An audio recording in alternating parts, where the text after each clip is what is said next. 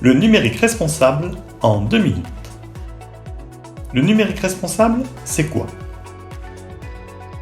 C'est une démarche d'amélioration continue qui vise à réduire l'empreinte écologique, économique et sociale des technologies de l'information et de la communication.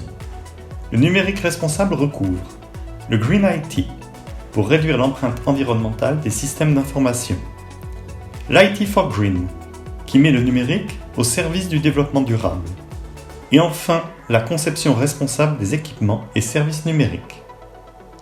L'ensemble des acteurs de la chaîne de production et d'utilisation des outils et services numériques est concerné. Le numérique responsable, pourquoi?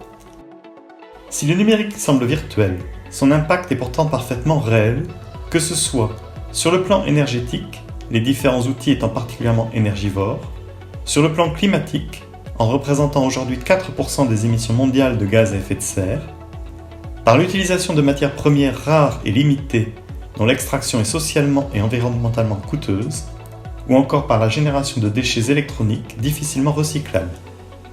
Le numérique responsable s'impose donc comme une réponse aux défis de l'Anthropocène. C'est aussi un moyen de faire des économies. De nombreuses études ont démontré le lien entre performance économique et démarche de responsabilité sociale et environnementale. Enfin, c'est potentiellement un outil fédérateur, levier d'innovation et d'engagement pour les organisations. Le numérique responsable, comment? En France, depuis 2020, le numérique responsable est inscrit dans la stratégie de transition écologique pilotée par l'État. La loi du 15 novembre 2021 visant à réduire l'empreinte environnementale du numérique oblige les communes et groupements de plus de 50 000 habitants à se doter d'une stratégie numérique responsable à compter du 1er janvier 2025. Celle-ci doit être élaborée en lien avec les acteurs publics et privés intéressés, intégrer un bilan de l'impact environnemental du numérique sur le territoire concerné, se décliner en objectifs et mesures, détailler les moyens associés pour les atteindre.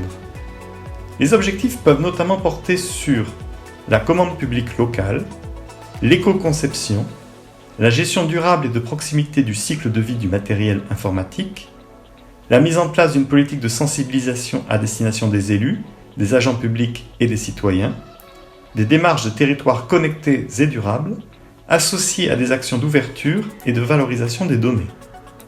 Le numérique responsable a donc vocation à intégrer le pilotage stratégique des collectivités locales, la signature de la charte du numérique responsable et l'engagement dans une démarche de labellisation peuvent servir de levier. Conclusion. Le numérique responsable constitue donc un nouvel outil au service de la création de valeur publique dans les collectivités. Une démarche numérique responsable ne réglera certainement pas l'ensemble du problème écologique, mais elle en limitera au moins les effets. Malgré ces premiers éléments, plusieurs questions restent à approfondir.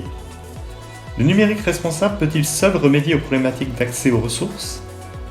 Comment mobiliser de façon transversale citoyens, élus et agents des collectivités publiques, ainsi qu'acteurs privés et associatifs autour de tels projets? Comment évaluer le déploiement d'une stratégie de numérique responsable?